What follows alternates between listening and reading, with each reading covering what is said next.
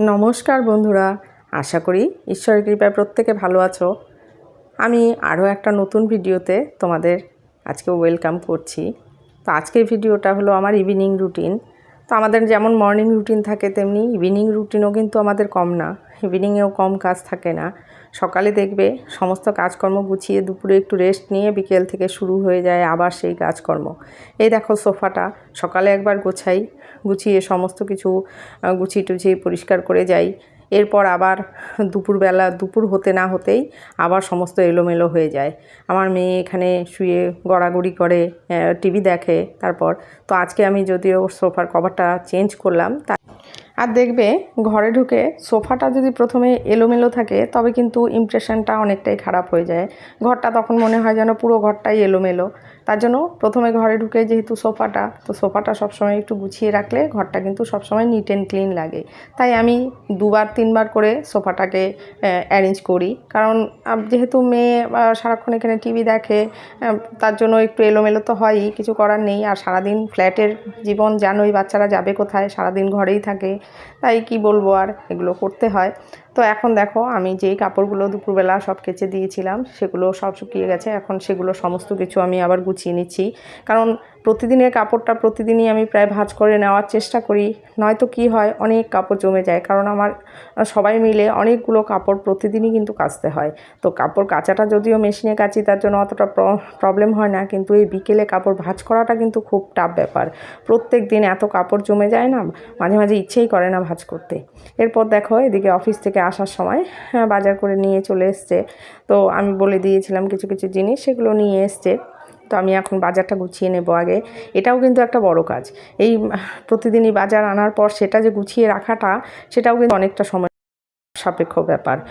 এটা করতেও দেখবে মাঝে মাঝে আমার বিরক্ত লেগে যায়। প্রত্যেক দিনই কিছু না কিছু আছে গোছানোর জন্য, আর কি রান্নাঘরের কাজই শেষ করে ওঠা যায় না, সারা দিন ধরে কিছু না কিছু কাজ চলেই।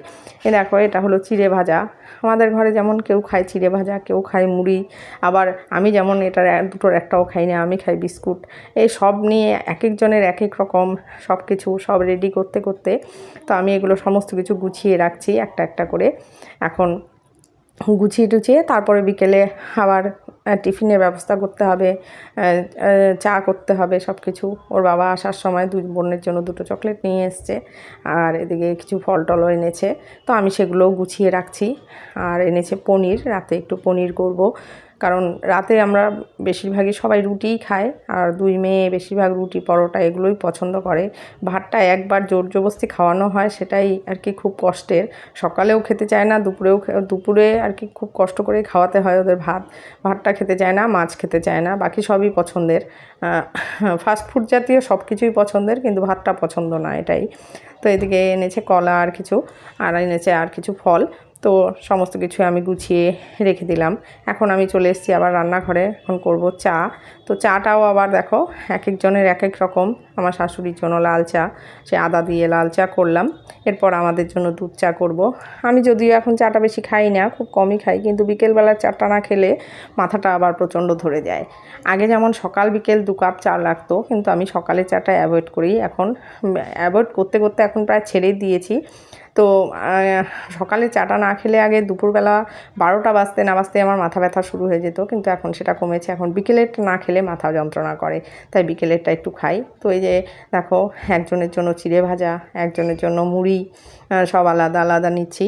তো সবারই আবার মেয়েরা এটার একটাও খাবে না, তাদের আবার আলাদা খাবার লাগবে। তো কি বলবো, সমস্ত কিছুই সবার জন্য আলাদাভাবে করতে হয়। তো এই দেখো আমি একটা প্লেটের উপরে কাপগুলো নিয়ে চাটা ছেঁকে নিয়েছি। যেটুকু চা আমার পড়েছিল সেটা কিন্তু প্লেটে পড়েছে, তাতে কী হয়েছে, আমার কাউন্টার টপটা নোংরা হয়নি। আমি এখন প্লেটটা একটু ধুয়ে নিয়েছি। তো বাকিটা আমি চাটা ছেঁকে নিয়ে সবাইকে চাটা দিয়ে আসবো। এরপর আবার রয়ে গেছে মেয়েদের জন্য টিফিন বানাতে হবে কিছু। বিকেলে তো কিছু না কিছু তো বানাতেই হবে। সকালে যাই হোক না হোক, আমার ছোটো মেয়ের ছোটোবেলা থেকে অভ্যেস, ওর বিকেলের খাবারটা খুব ভালো লাগবে। এর জন্য প্রতিদিনই কিছু না কিছু আমি বানাই। তো আজকে ভাবলাম বানাচ্ছি একটু নিমকি। আমার বড় মেয়েটা খুব নিমকি খেতে ভালোবাসে, তো একটু নিমকি বানাবো। তার জন্য ভাবলাম তোমাদের সাথে একটু শেয়ার করি। তো আমি 2 কাপ ময়দা নিয়েছি। 2 কাপ ময়দায় আমি দিয়ে দেবো 1 চামচ নুন আর একটু কালো জিরে দেবো। কালো জিরেটা দিলে না ফ্লেভারটা খুব সুন্দর আসে, তার জন্য একটু কালো জিরে দেবো। তো আমি 1/2 চামচ মতো একটু কালো জিরে দিয়ে দিয়েছি। আর দিচ্ছি ঘি, 1 চামচ ঘি দিলাম। 2 কাপ ময়দায় 1 চামচের থেকে একটু বেশি ঘি দেওয়া যেতে পারে। যখনই নিমকি বানাবে এই টিপসটা তোমরা অবশ্যই ফলো করো, যে নিমকি বানানোর সময় যদি ঘিয়ের ময়াম দাও তবে কিন্তু নিমকিটা খুব বেশি খাস্তা হবে এবং খেতে ফ্লেভারটা এত সুন্দর হবে, খেতে খুব সুন্দর হয়। আর আমি সাথে অল্প একটু সাদা তেল দিয়ে দিলাম। সাদা তেলের জায়গায় তোমরা ঘিও ইউজ করতে পারো, তো আমি ঘিটা একটু কম ইউজ করে একটু সাদা তেল দিলাম। কারণ হলো নিমকি বানাতে গেলে কিন্তু নিমকির ময়ামটাই মেন, নয়তো নিমকি কিন্তু খাস্তা হবে না, একদমই খেতে ভালো লাগবে না, শক্ত কাট কাট হয়ে যাবে। এরপর আমি অল্প অল্প করে জল দিয়ে নিমকিটা ডোটা মেখে নেব, কারণ নিমকির ডো কিন্তু খুব শক্তভাবে মাখতে হয়, একদম নরম হলে হবে না, একদম শক্ত হবে, যেন বেলতে গেলে ফাটা ফাটা হয়ে যায় এরকম হবে। শক্ত করে যদি মাখা যায় তবে কিন্তু ডোটা শক্ত হলে নিমকিটা খাস্তা বেশি হয়। তো আমি এখন একটু 5 মিনিটের জন্য ওটা রেস্টে রেখে দিলাম। এরপর বেশিক্ষণ রাখবো না, কারণ বেশিক্ষণ যদি আমি ঢেকে রেখে দিই তবে কিন্তু অনেকটাই নরম হয়ে যাবে, ময়েশ্চার চলে আসবে ওটাতে, তো অনেকটাই নরম হয়ে যাবে। তাই যে কোনো আটা ময়দা মাখার পর কিছুক্ষণ একটু এরকম ঢেকে রেখে দেবে, দেখবে সুন্দর সেট হয়ে যাবে। এই টিপসটা তোমরা অবশ্যই ফলো করবে। তো লুচি কিংবা রুটি এসব বানানোর সময় একটু বেশি টাইম ধরে রাখবে, তবে খুব ভালো হয়।